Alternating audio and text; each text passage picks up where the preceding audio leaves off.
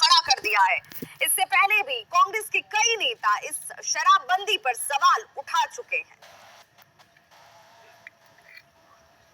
इसलिए मांझी जी जो कह रहे हैं कि 100-200 ग्राम पीना वाले को छोड़ देना चाहिए, मेरा तो ये कहना, जब शराब आएगा, खेप आएगा, तो लोग को लालच होगा तो पिएगा। कमजोरी होती है इंसान की। तो सिर्फ शराबबंदी कैसे सफल होगी जब आपके अधिकारी हैं, आपकी सरकार है, जब आपके अधिकारी ही शराब पी रहे हैं, तो फिर कैसे ये सफल होगी? शराब वो पी रहे मैं नहीं जानता, लेकिन उनकी मिली भगत से ही शराब कितनी है। अच्छी चीज है, बंद होना। सरकार से कहिए कि शराब खुलवाइए, बिहार में रेवेन्यू भी आएगा। और वैसे हमारे वंचित समाज के लोग जो गलती से शराब पी लेते हैं उनको सजा होती है, तो उससे भी वो बचे। कहाँ कहाँ आप रोक लगाइएगा? माफिया हर जगह सक्रिय है। कुछ पुलिस वाले भी हैं जो माफियाओं से मिले हुए हैं, अच्छे पुलिस वाले भी हैं जो उस पर रोक लगा रहे हैं। लेकिन शराबबंदी के बाद लगभग कितने लोगों की जान चली गई और रिजल्ट क्या आया? रिजल्ट हमको नहीं लगता है कि बहुत पॉजिटिव रिजल्ट आया है।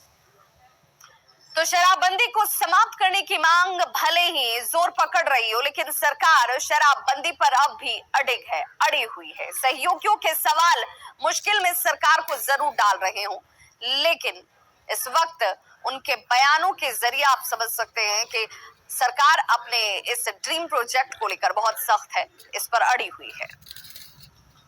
कुमार जी ने कभी रेवेन्यू की चिंता नहीं की, बल्कि समाज सुधार की चिंता की। उनकी सोच का नतीजा है कि इतने सकारात्मक परिणाम आज दिख रहे हैं। तो शराबबंदी कानून अगर टूटता है तो इसका ये मतलब नहीं है कि इस कानून को ही समाप्त कर दिया जाए। कुछ लोग अपने हिसाब से बोलते रहते हैं, लेकिन उनकी बातों का कोई मतलब नहीं। यह नीतीश कुमार जी की सोच है, उनका दृढ़ निश्चय है। हर स्तर पर सरकार कार्रवाई कर रही है और शराबबंदी के बाद बिहार में हमारी मां बहने, बिहार के आम आवाम काफी खुश है।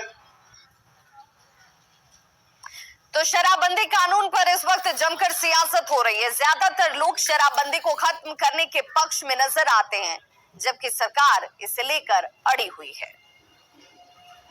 राष्ट्रपिता महात्मा गांधी जी के सिद्धांत और विचारों के अनुरूप बिहार के सम्मानित नेता माननीय मुख्यमंत्री श्री नीतीश कुमार जी ने बिहार में शराबबंदी कानून को उन्होंने लागू किया है।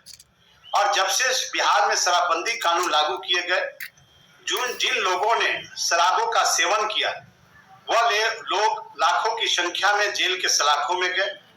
उनके वाहन को जब्त कर नीलामी की कार्रवाई की गई तथा जिन मकानों में शराब पकड़े गए उस मकानों को भी सील किया गया। जो लोग शराबबंदी के खिलाफ बयान दे रहे हैं वह लोग निश्चित रूप से शराब के आदी होंगे, शराब का सेवन करते होंगे। जब शराबबंदी कानून बना था तो हम लोग विपक्ष में थे, लेकिन उसके बावजूद समर्थन किए थे, लेकिन आज सफल नहीं हो सका है। लगातार इस पर सवाल उठते रहे और अब वो सत्ताधारी दल के लोग ही सवाल उठा रहे हैं। मुख्यमंत्री को सबसे पहले अपने सहयोगियों को संतुष्ट करना चाहिए। जो लोग शराब चालू करने के पक्षकार हैं, मैं मानता हूं कि वो आदतन होंगे, पर बिहार में शराबबंदी कानून सशक्त तरीके से लागू है। कानून तो लागू होते हैं नियंत्रण पाने के लिए। कानून तो 302 भी बने हुए हैं, आर्म्स एक्ट बने हुए हैं, लेकिन टूटते हैं इसका मतलब ये नहीं कि शराबबंदी कानून को समाप्त कर देनी चाहिए। जो लोग शराबबंदी कानून को तोड़ने में निरंतर प्रयास कर रहे हैं, तो जो लोग शराबबंदी की मांग कर रहे हैं उनका क्या तर्क है वो समझना जरूरी है। शराबबंदी कानून पूरी तरह से विफल हो गई है। इस विरोध में खड़े तमाम लोगों की तरफ से ये कहा जा रहा है बार बार कि ये विफल है, ग्राउंड पर नजर नहीं आती। शराबबंदी कभी जमीन पर उतर नहीं पाई। शराबबंदी की आड़ में गरीबों को परेशान किया जा रहा है। बड़े बड़े लोग होम डिलीवरी के जरिए शराब पीते हैं। शराब माफिया इस वक्त बेलगाम हो चुके हैं। आए दिन पुलिस वालों पर इसे लेकर हमले शराब तस्करों की तरफ से हो रहे हैं।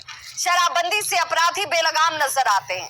शराबबंदी से राजस्व को एक बड़ा नुकसान हो रहा है।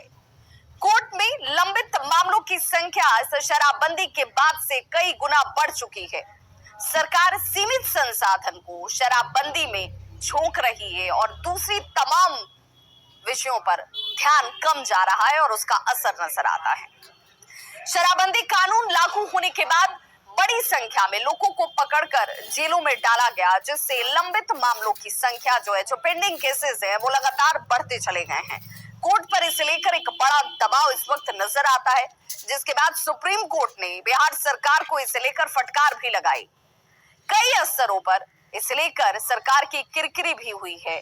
कोर्ट ने शराबबंदी कानून में संशोधन को लेकर निर्देश भी दिए, संशोधन किए भी गए। अप्रैल 2022 को शराबबंदी कानून में संशोधन को पारित किया गया और पहली बार शराब पीने पर 2 से 5 हजार रुपए जुर्माना देना होगा, ये प्रावधान तय किया गया।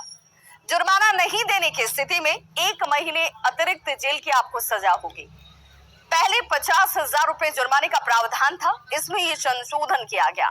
बार बार अगर आप शराब पीते हुए पकड़े जाते हैं, उसके बाद सख्त कानूनी कार्रवाई आपके ऊपर जरूर की जाएगी। ऐसे मामलों की सुनवाई 1 साल के अंदर पूरी करनी होगी। शराबबंदी संशोधन में पुलिस को कई नए अधिकारी और अधिकार उन्हें प्रदत्त किए गए कि आप कैसे इनसे निपटेंगे। भारी मात्रा में शराब पकड़े जाने पर पुलिस सैंपल रखकर शराब को नष्ट कर सकती है। पहले शराब नष्ट करने के लिए कलेक्टर से अनुमति लेनी पड़ती थी, ये बाध्यता थी, जिसे खत्म कर दिया गया। सैंपल रख लीजिए और शराब को नष्ट कर दीजिए।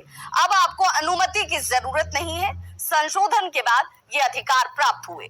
शराब की जब्ती, तलाशी और शराब को नष्ट करने को लेकर निर्देश जारी किए गए ताकि मजबूती मिल सके, शराबबंदी ग्राउंड पर सफल हो सके। लेकिन फिर भी उसके औचित्य पर सवाल इस वक्त खड़े हो रहे हैं।